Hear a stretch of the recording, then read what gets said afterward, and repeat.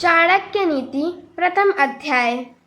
जिस प्रकार गर्म तवे पर जल छिड़कना व्यर्थ ही होता है, उसी प्रकार मूर्ख व्यक्ति को ज्ञान देना व्यर्थ ही होता है। क्योंकि मूर्ख व्यक्ति ज्ञान की बात को ना धारण करके अपितु ज्ञान देने वालों की ही जड़ें खोदने लगते हैं, अर्थात ज्ञान देने वाले को ही नष्ट करने का ठान लेते हैं, जिससे सर्वनाश ही होता है। उदाहरण के लिए, वर्षा में भीगता हुआ तथा कांपते हुए एक वानर को देखकर दयालु चिड़िया उससे बोलती है, हे वानर भाई, आपने घर बना लिया होता तो आज वर्षा से आपकी रक्षा हो गई होती। घर बनाने की सलाह सुनकर वानर अपना हित नहीं देखा, लेकिन उसने चिड़िया का घोंसला नष्ट कर दिया। आचार्य चाणक्य का कथन है कि ऐसे लोगों का निरंतर साथ हमेशा दुखदायी ही होता है, इसीलिए ऐसे लोगों से हमेशा बचना चाहिए। आपातकालीन के लिए धन बचाकर रखना चाहिए। कष्ट के दिनों में जब सब अपने पराये हो जाते हैं, उस समय वही बचाया गया धन हमारी रक्षा कर लेता है, जिससे हम आसानी से मुसीबत को पार कर लेते हैं। उसके बाद अपना जीवन सुखमय बना लेते हैं। बुरे दिनों के लिए धन की आवश्यकता पड़ती है। लक्ष्मी चंचल होती है। या तो सभी जानते हैं कि लक्ष्मी कभी भी स्थायी नहीं होती है। लक्ष्मीपतियों के पास विपदा आ ही नहीं सकती है, या कहना सही नहीं होगा, क्योंकि जो लक्ष्मी का स्वभाव है वो कोई नहीं बदल सकता। कहने का आशय यह है कि लक्ष्मी की प्राप्ति होने पर गर्व रहित होकर धन का सदुपयोग करना चाहिए तथा आपातकालीन के लिए कुछ धन अवश्य बचाकर रखना चाहिए। साथ ही अपने धन से दीन दुखियों की सहायता भी करनी चाहिए। मनुष्य को निवास करते समय किन किन बातों की ओर ध्यान देना चाहिए, इस पर प्रकाश डालते हुए आचार्य चाणक्य कहते हैं कि जहाँ पर जीवन यापन के लिए आजीवक का स्थान ना हो, कोई अपराध होने पर दंड पाने का भय ना हो, लोक लाज अर्थात हम यदि गलत करेंगे तो समाज क्या कहेगा, इस प्रकार की लज्जा ना हो, एवं त्याग की भावना ये बात ना हो, वहाँ व्यक्ति को वास नहीं करना चाहिए।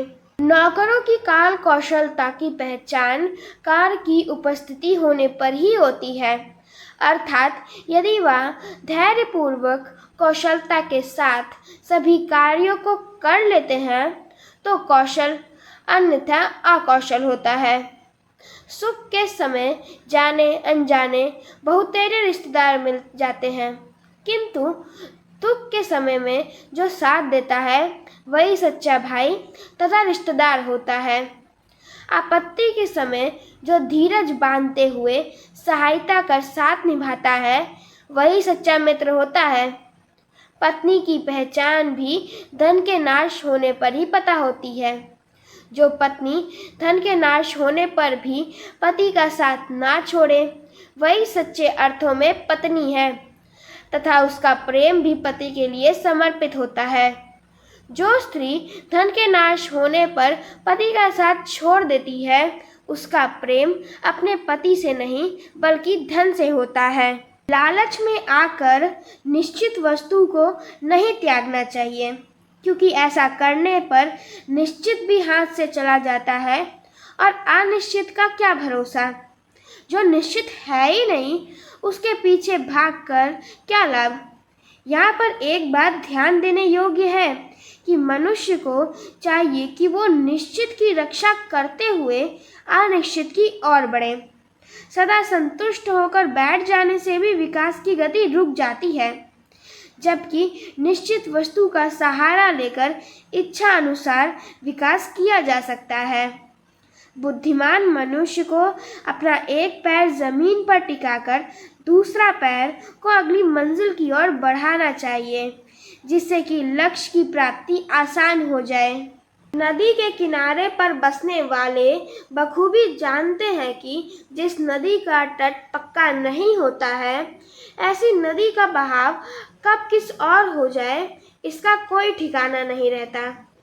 इन नदियों के ऊपर कभी भी विश्वास नहीं करना चाहिए, क्योंकि नदियों के किनारे पर बसने वाले सदैव उजड़ते रहते हैं। जिनके हाथ में तलवार आदि शस्त्र हों, उन पर भी भरोसा नहीं करना चाहिए, क्योंकि छोटे से अपराध हो जाने पर भी वह आक्रमण कर सकते हैं। इसी प्रकार चाणक्य नीति का पहला अध्याय समाप्त हुआ। दूसरा अध्याय। इस संसार का हर जीव सुख की चाहत रखता है। मनुष्य उत्तम प्राणी होने के नाते सुख की चाह में प्रयास भी करता रहता है।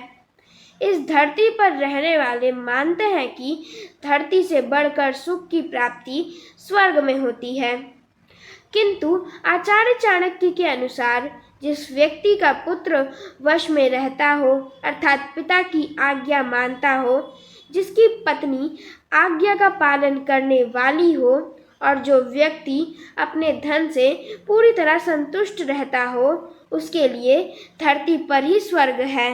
लोक जीवन के महत्वपूर्ण तथ्य की ओर इशारा करते हुए आचार्य चाणक्य कहते हैं कि अपनी रहस्यमयी बातों के विषय में कुमित्र पर कभी भरोसा नहीं करना चाहिए, किंतु मित्र पर भी भरोसा नहीं करना चाहिए, क्योंकि कभी कभी ऐसी भी अवसर आ जाता है कि सामान्य सी बात पर वह मित्र नाराज हो जाता है तथा सारे रहस्यों को प्रकट कर देता है, जिससे ऐसी हानि उठानी पड़ जाती है जिसकी पूर्ति संपूर्ण जीवन में नहीं हो पाती। कभी कभी तो इसके कारण जीवन से हाथ धोना पड़ जाता है। मनुष्य मनशाली जीव है। उसे सदा ही अपने मन में सोचे हुए कार्य को वाणी द्वारा प्रकट नहीं करना चाहिए, बल्कि सोचे हुए कार्य के विषय में धीरज धारते हुए सोचना चाहिए तथा उपयुक्त अवसर पाकर सोचे हुए कार्य को क्रिया के रूप में बदल देना चाहिए।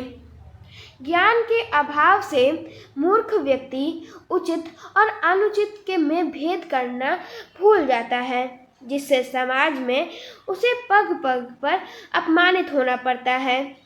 ज्ञान के द्वारा व्यक्ति सब कुछ पा लेता है जिससे वह पाना चाहता है। ज्ञानी व्यक्ति के लिए कुछ भी दुर्बल नहीं होता। ज्ञानी व्यक्ति दूसरे पर आश्रित नहीं होता। वह केवल अपने ही पेट नहीं भरता, बल्कि समाज के हित के लिए कार्य करता है तथा सभी की जिंदगी में नई रोशनी लाने की कोशिश करता है। सभी पर्वत पर मणि की प्राप्ति हो जाए तथा रत्न सभी पर्वत पे मिल जाए, ऐसा संभव नहीं होता। इसी प्रकार सभी हाथियों के मस्तक में मोती मिल जाए, ऐसा भी नहीं होता। सज्जन का वास सभी स्थानों पर हो, ऐसा भी नहीं होता। इसी प्रकार चंदन भी सभी वनों में नहीं पाया जाता। कहने का तात्पर्य यह है कि मणि, मोती, चंदन और सज्जन ये सब आसानी से नहीं मिलते हैं। इसी प्रकार श्रेष्ठ वस्तु भी आसानी से नहीं मिलती हैं। श्रेष्ठ वस्तु दुर्लभ होती हैं, उनका मिलना कठिन होता है।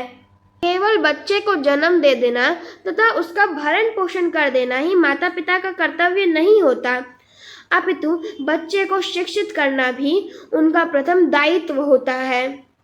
बच्चा शिक्षित होकर अपने विकास कर सकता है।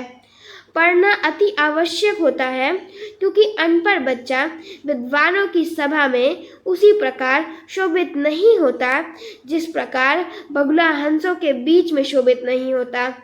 वह माता पिता शत्रु होते हैं जो अपने बच्चे को पढ़ाते नहीं हैं। बच्चों को लाड प्यार करना चाहिए, किंतु उसकी अति नहीं होनी चाहिए, क्योंकि ऐसा देखा जाता है कि लाड प्यार के कारण बच्चे बिगड़ जाते हैं तथा उनका जीवन बुरे मार्ग की ओर चल पड़ता है, जिससे बच्चे का भविष्य तो खराब होता ही है, साथ साथ पूरे परिवार को परेशानियों का सामना करना पड़ता है।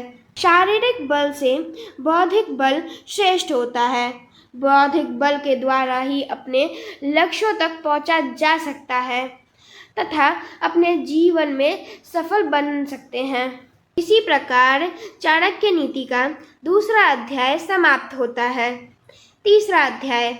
संसार में जितने भी कुल हैं उनमें कोई ना कोई दोष अवश्य रहता है। ऐसा कदम मापी संभव नहीं है कि किसी का कुल एकदम दोष मुक्त हो।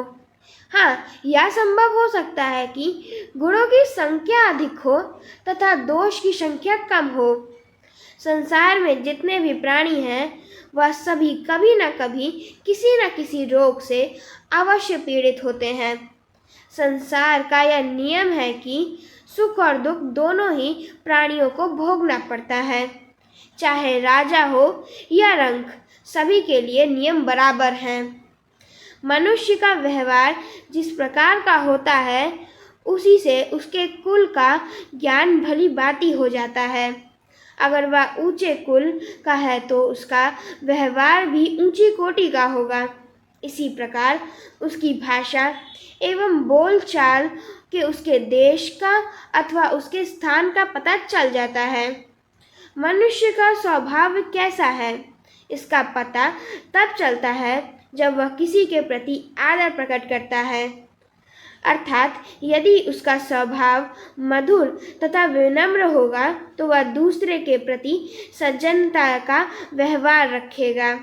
इसी कारण मनुष्य के शरीर को भी देखकर हम ये अनुमान लगा सकते हैं कि उसका खान पान कैसा है तथा वह कितने मात्रा में आहार ग्रहण करता है।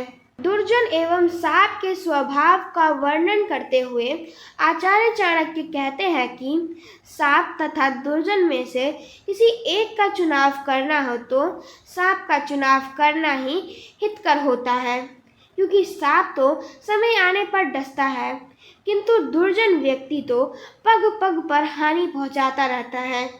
दुर्जन व्यक्ति साप से भी घातक होता है। सांप का जहर जब शरीर में पहुंचता है तब व्यक्ति संसार की समस्त बाधाओं से मुक्त होकर शरीर को छोड़ देता है, लेकिन दुर्जन व्यक्ति के द्वारा पग पग पर बाधाएं उपस्थित करते रहने से व्यक्ति का जीवन मुसीबतों से भर जाता है तथा वह जीते जीते घुट घुट कर मरने लगता है। किसी भी जंगल में यदि किसी एक सूखे वृक्ष पर आग लग जाए तो पूरा वृक्ष उस आग से जल जाता है। इसी तरह किसी कुल के नाश के लिए एक ही कुपुत्र पर्याप्त होता है।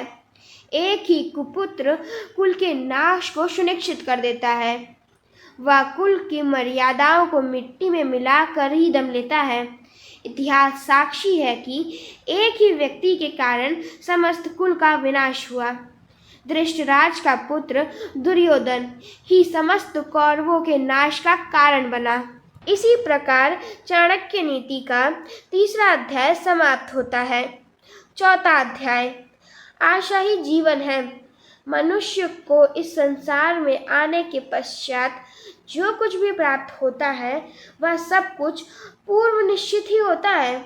मनुष्य वैसा कर्म ही करता चला जाता है जैसा उसे फल पाना होता है। इस संसार में मनुष्य कब तक रहेगा, कौन सा कर्म करेगा, कितना धन मिलेगा, कितनी विद्या की प्राप्ति होगी तथा मृत्यु कब होगी, ये सभी बात पहले से ही निश्चित कर दी जाती हैं। इसका अर्थ यह नहीं है कि हम कर्म ही ना करें, केवल भाग्य के भरोसे बैठे रहें, क्योंकि जब यह पूर्व निश्चित ही है तो फिर हाथ पांव चलाने का क्या लाभ। ऐसी बात नहीं है।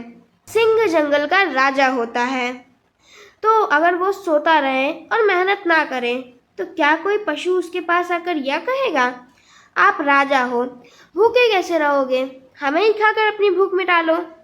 ऐसा तो संभव नहीं है ना। अंततः कार्य करते रहें किंतु फल की आशा ना करें।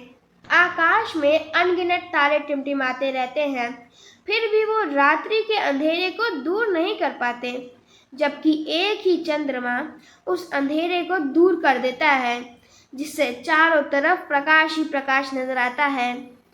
इसी प्रकार हजारों मूर्ख पुत्रों के होते हुए भी कुल में अंधेरा ही छाया रहता है, किंतु एक ही गुणवान एवं विद्वान पुत्र के होने से सारा का सारा कुल खुशहाल हो जाता है। ऐसी गाय का क्या लाभ जो ना दूध देती हो।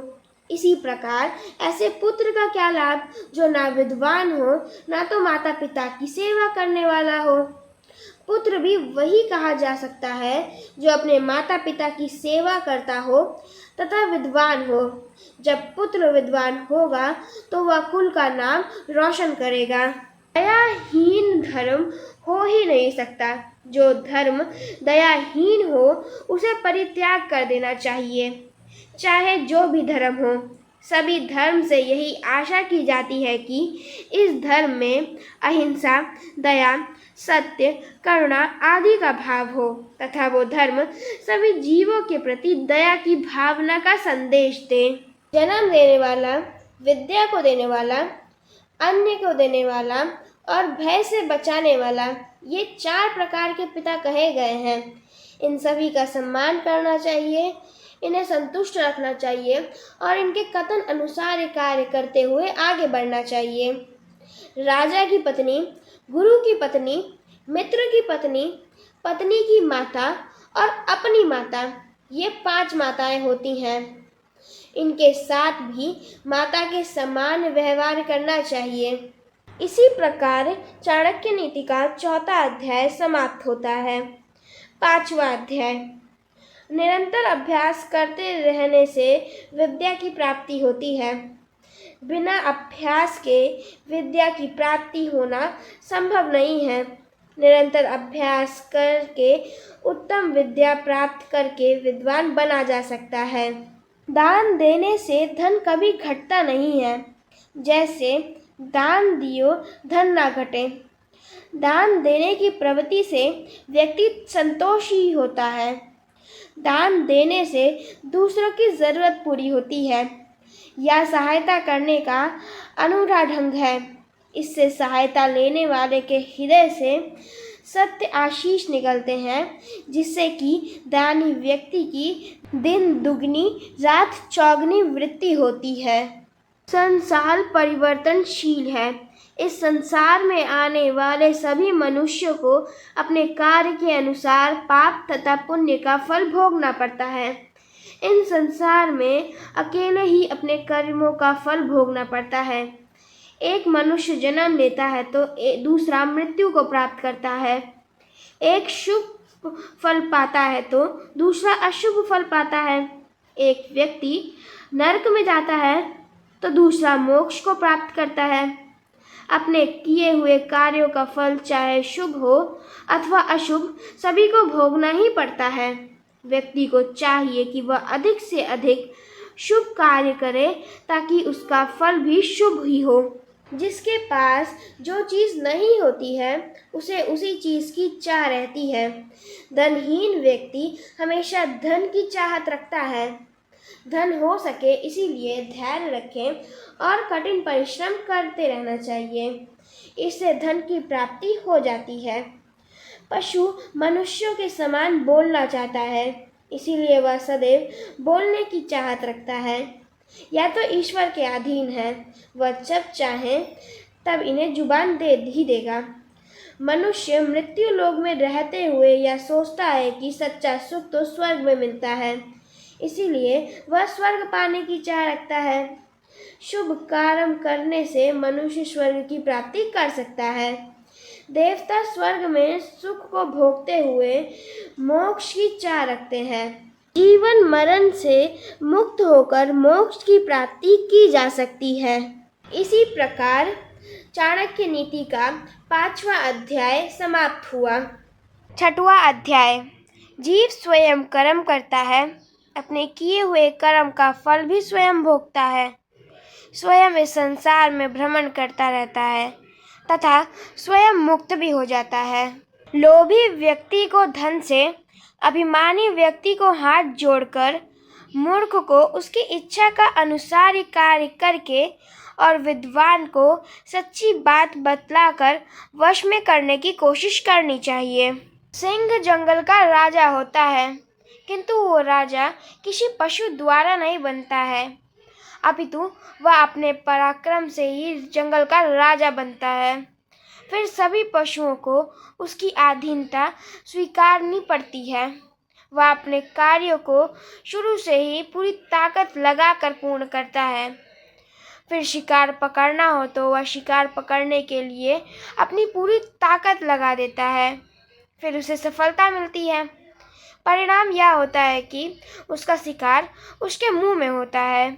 मनुष्य को इस एक गुण को सिंह से सीख लेना चाहिए कि जो भी कार्य करो, चाहे वो छोटा हो या बड़ा, उसे शुरू से ही पूरी ताकत लगाकर पूर्ण करो। निश्चित ही सफलता मिलेगी।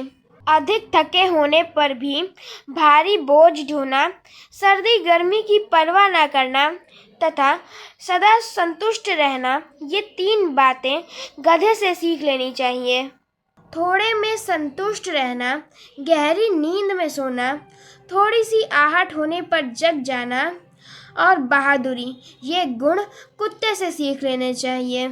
इसी प्रकार चाणक्य नीति का 6वां अध्याय समाप्त होता है। 7वां अध्याय।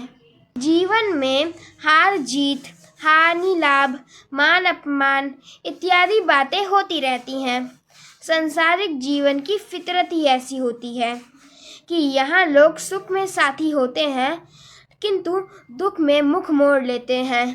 अपनी पत्नी, भोजन और धन, इन तीनों में संतुष्ट रहना चाहिए, किंतु अध्ययन, तप और दान, इन तीनों में संतुष्ट कभी भी नहीं रहना चाहिए। अग्नि, गुरु, गाय, कुंवारी कन्या, बूढ़ा व्यक्ति और शिशु, इन्हें पैर से कभी भी नहीं छूना चाहिए। बैलगाड़ी से 5 हाथ दूर रहना चाहिए, घोड़े से 10 हाथ दूर रहना चाहिए, हाथी से 100 हाथ दूर रहना चाहिए, किंतु दुर्जन से बचने के लिए देश ही छोड़ देना चाहिए। अर्थात दुष्ट से पीछा छुड़ा लेने में ही अपनी भलाई है। जिसके पास धन होता है, उसी के मित्र होते हैं, उसी के बंधु तथा रिश्तेदार होते हैं। जिनके पास धन होता है, वही पुरुष गिना जाता है, अर्थात उसे ही श्रेष्ठ माना जाता है। जिसके पास धन होता है, वही जीतता है, अर्थात आदरपूर्ण जीवन बिताता है। इसी प्रकार चाणक्य नीति का 7वां अध्याय समाप्त हुआ। 8वां अध्याय। ईश्वर का वास सभी जगह होता है। मनुष्य जिस भाव से जहाँ पर पूछता है, उसे भगवान वहाँ मिल जाते हैं। फिर तो वह जिस भाव तथा जिस फल की कामना से भगवान को पूछता है, उसे वह फल की प्राप्ति अवश्य होती है। मनुष्य की आस्था जिस किसी मूर्ति में हो, वह मूर्ति चाहे पत्थर की हो, चाहे मिट्टी की, फिर वह मूर्ति चाहे राम, कृष्ण, शिव, दुर्गा, सरस्वती तथा लक्ष्मी किसी की भी हो, मानव अपनी आवश्यकता तथा कामना के अनुसार जिसकी पूजा करता है, उसे फल की प्राप्ति भी उसके कामना के अनुसार होती है। जिस प्रकार यमराज शरीर को नष्ट कर देते हैं, उसी प्रकार क्रोध भी मनुष्य के शरीर को जलाकर नष्ट कर देता है। अंततः क्रोध से बचना चाहिए। चाहे कोई भी व्यक्ति कितना भी सुंदर क्यों ना हो, यदि उसमें कोई गुण नहीं हो तो उसकी सुंदरता व्यर्थ हो जाती है। कार्य की सिद्धि करने की क्षमता से रहित व्यक्ति की विद्या व्यर्थ हो जाती है। इसी प्रकार चाणक्य नीति का 8वां अध्याय समाप्त होता है। 9वां अध्याय। यदि आप मुक्ति चाहते हो तो जहर के समान विषयों को छोड़ देना तथा क्षमा, कोमलता, दया, पवित्रता और सत्य के अमृत को ग्रहण कर लेना। विद्यार्थी अगर सो गया तो वह विद्या के अभ्यास से अछूत रह जाएगा। अंततः उसे समय पर जगा देना चाहिए ताकि वो विद्या का अभ्यास कर सके, जिससे उसका जीवन सफल हो जाए तथा वह दूसरों को भी ज्ञान देकर उनके जीवन को प्रकाशित कर सके। सेवक यदि सो गया तो सेवा कार्य कैसे करेगा?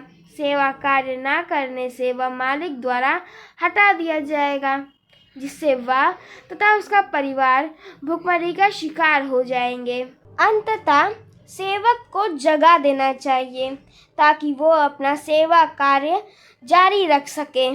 सांप को यदि जगाया जाए तो वह डसेगा ही, सोते हुए राजा को जगाना भी मौत को गले लगाना है। बाघ को जगाना तो उसका आहार बनना निश्चित है। बालक को जगाना परेशानी मोल लेना है। बाल हट के आगे घुटने टेकने ही पड़ जाते हैं। पराए कुत्ते को यदि जगाया गया तो वो अवश्य काटेगा। मूर्ख व्यक्ति को जगाना तो ऐसी मुसीबत मोल लेना होता है जिसका कोई उपचार नहीं होता। संसार में कुछ ऐसे लोग भी पाए जाते हैं जिनके पास निज का कोई समर्थन नहीं होता। ऐसे लोगों के नाराज होने पर भी कोई भय नहीं होता तथा प्रसन्न होने पर धन की प्राप्ति की आशा भी नहीं रहती। ऐसे लोग ना दंड दे सकते हैं तथा ना तो कृपा कर सकते हैं। ऐसे लोग नाराज होकर भी क्या कर सकते हैं? अर्थात ऐसे लोगों से ना तो लाभ होता है ना किसी प्रकार की हानि हो सकती है। फिर तो या लोग प्रसन्न हो चाहे नाराज, कोई फर्क नहीं पड़ता। इस प्रकार चाणक्य नीति का 9वां अध्याय समाप्त होता है। 10वां अध्याय। धन से हीन व्यक्ति हीन नहीं होता, निश्चय ही वह धनिक होता है। विद्या रूपी रतन से जो हीन होता है वही सभी वस्तुओं से हीन होता है। जो व्यक्ति सुख चाहता है उसे विद्या प्राप्ति की लालसा छोड़ देनी चाहिए। जो विद्या का इच्छुक है उसे सुख का परित्याग कर देना चाहिए। सुख चाहने वाले को विद्या कहाँ मिलती है तथा विद्या चाहने वाले को सुख कहाँ मिलता है? अर्थात सुखार्थी विद्या नहीं पा सकता, विद्यार्थी सुख नहीं पा सकता। सुख के परित्याग से विद्या तथा विद्या के परित्याग से सुख मिल सकता है। जहाँ न पहुँचे रवि तहाँ पहुँचे कवि। अर्थात जहाँ तक सूर्य की किरणें नहीं पहुँच पाती हैं वहाँ पर भी कविजन अपनी कल्पनाओं के सहारे पहुँच ही जाते हैं। कविजन अपनी कल्पनाओं के सहारे सब कुछ देख लेते हैं। लालची व्यक्ति उसे अपना शत्रु मानता है जो उससे कुछ मांगता है तथा कुछ लेने की आशा रखता है। लालची व्यक्ति अपना तिनका तक किसी को छूने नहीं देता, फिर तो देने की बात ही अलग है। मूर्ख को जो उपदेश देकर सही रास्ते पर लाना तथा चलाना चाहता है, मूर्ख व्यक्ति उसे ही अपना सबसे बड़ा शत्रु मान लेता है। मूर्ख उपदेश देने वाले को ही नष्ट करने की कोशिश करता है। मूर्ख को सही रास्ते पर लाना अपना ही नाश करना होता है। धरती पर दुर्जन को सज्जन बनाने का कोई भी उपाय नहीं है। अर्थात दुर्जन को सज्जन बना दिया जाए ऐसा कोई भी उपाय इस धरती पर अभी तक नहीं है। अनेक रंग के पक्षी एक ही वृक्ष पर रात्रि में बसेरा करते हैं। प्रातःकाल सभी पक्षी विभिन्न दिशाओं में चले जाते हैं। यही दिशा मनुष्य की भी होती है। इसमें शोक करने की आवश्यकता नहीं है। जिसके पास बुद्धि है उसी के पास बल है। बुद्धिहीन को बल कहाँ से आए? वन में खरगोश द्वारा सिंह मार डाला गया। ज्ञान ही शक्ति होती है। साबुत अन्न की अपेक्षा में 10 गुना शक्ति आटे में होती है। आटे से 10 गुना शक्ति दूध में होती है। दूध से 8 गुना शक्ति मांस में होती है तथा मांस से 10 गुना शक्ति घी में होती है। इसी प्रकार चाणक्य नीति का 10वां अध्याय समाप्त होता है। 11वां अध्याय। अनेक प्रकार से शिक्षित किए जाने पर भी दुर्जन सज्जन नहीं हो सकता। जैसे नीम की वृक्ष की जड़ों पर कितने भी दूध तथा घी से सिंचाई कर लेने से नीम का वृक्ष मधुर नहीं हो जाता। जो व्यक्ति पूरे वर्ष तक मौन रहकर भोजन करता है वह 1 करोड़ वर्ष तक स्वर्ग लोक में आदर सत्कार प्राप्त करता है। मानव में कुछ गुण जन्म से ही सहज ही प्राप्त होते हैं, जैसे ध्यान देने की क्षमता, मधुरभाषी, धैर्यशीलता और उचित और अनुचित का ज्ञान। ये बातें सिखाने से नहीं आती हैं। इसी प्रकार चाणक्य नीति का 11वां अध्याय समाप्त हुआ। 12वां अध्याय। इस संसार में कौन व्यक्ति सुखी रह सकता है, इसका उल्लेख करते हुए आचार्य चाणक्य कहते हैं कि जो व्यक्ति अपने सगे संबंधियों के प्रति उदार होता हो, दूसरों के प्रति दयालु होता है, दुष्टों के साथ दुष्टता का व्यवहार रखता है, विद्वानों के प्रति विनम्रता का व्यवहार रखता है और सज्जनों के प्रति प्रेम पूर्वक व्यवहार रखता है, ऐसे ही कला कौशल जन इस संसार में आनंद पूर्वक जीवन यापन करते हैं। सभी मनुष्य कर्म करते हैं, किंतु कभी कभी काफ़ी कोशिश करने के बाद भी सफलता हाथ नहीं लगती। वहीं पर दूसरा व्यक्ति थोड़ी सी कोशिश करने के बाद ही सफल हो जाता है।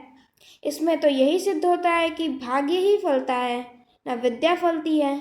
यदि कर्म करने के बाद भी सफलता नहीं मिलती है तो निश्चित ही भाग्य का फेरा है।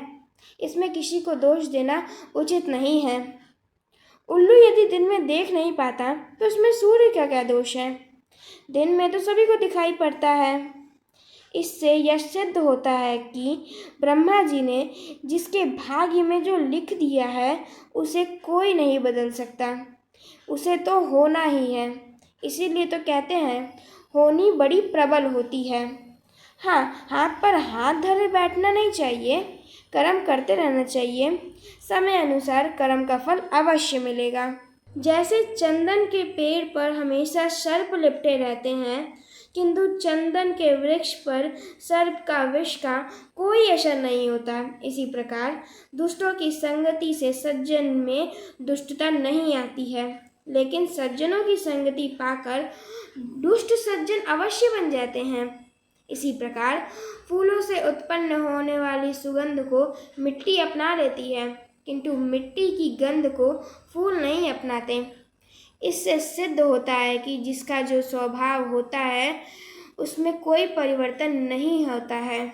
यदि घड़े में एक एक बूंद जल डाला जाए तो घड़ा भर जाता है। यही सिद्धांत धर्म, धन और विद्या पर लागू होता है। अर्थात धीरे धीरे करके निरंतर कर्म करने से धन, धर्म और विद्या का धनी उसी प्रकार हो सकता है जिस प्रकार एक एक बूंद जल डालकर घड़ा जल का धनी हो जाता है, यानी बूंद बूंद से ही घड़ा बढ़ता है। इसी प्रकार चाणक्य नीति का 12वां अध्याय समाप्त होता है। 13वां अध्याय। मानव जीवन बार बार नहीं मिलता। भले ही आयु छोटी हो, उज्जवल कर्म करते हुए अपने जीवन बिताना चाहिए। लोक पर लोक विरोधी कर्म करते हुए लंबा जीवन जीने के बजाय अच्छे कर्म करते हुए कम जीना ही उचित है। इसी में भलाई है। जो बातें बीत गई हैं उनके विषय में शोक नहीं करना चाहिए, क्योंकि वो बातें अच्छी हों या बुरी, वो वापस लौट के नहीं आने वाली हैं। मनुष्य यदि उज्जवल कर्म करते हुए कुछ समय भी जीवित रहता है तो उसका जीवन सफल है, परंतु यदि वह दोनों लोक विरोधी दुष्ट कर्म करते हुए कल्प भर भी जीवित रहता है तो उसका जीवन जीना व्यर्थ है। मनुष्य जीवन बड़े भाग्य से मिलता है, इसका सदुपयोग करना चाहिए। बीती बातों के विषय में शोक नहीं करना चाहिए और भविष्य की भी चिंता नहीं करना चाहिए। विद्वान जन वर्तमान को देखकर कार्य करते हैं। बीती बातें वापस नहीं आने वाली हैं अथवा उनकी चिंता करके व्यर्थ ही समय नहीं गंवाना चाहिए। भविष्य के बारे में भी सोचना नहीं चाहिए, क्योंकि जो होने वाला है वह होकर ही रहेगा, क्योंकि होनी प्रबल होती है। हाँ, कर्म अच्छे होने चाहिए ताकि परिणाम भी अच्छा मिले।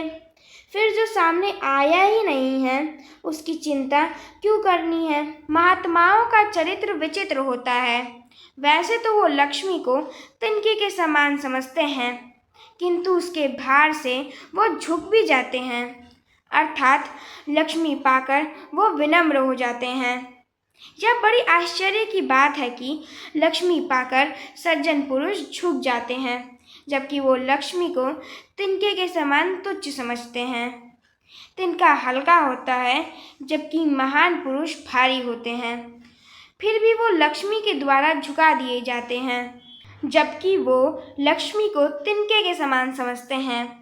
यह बड़ी आश्चर्य की बात है, जबकि सच तो यह है कि जिस प्रकार फूलों के बोझ से वृक्ष झुक जाते हैं, उसी प्रकार लक्ष्मी पाकर महान पुरुष अभिमान का परित्याग कर विनम्र हो जाते हैं। जिसे जिसके प्रति प्रेम होता है, उसे उसी से भय भी होता है। स्नेह ही दुख का कारण होता है।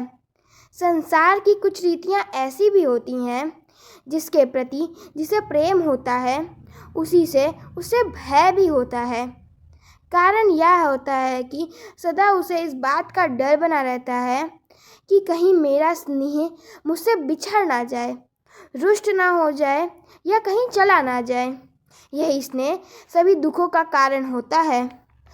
राजा की धार्मिक होने पर प्रजा भी धार्मिक होती है, पापी होने पर प्रजा भी पापी होती है।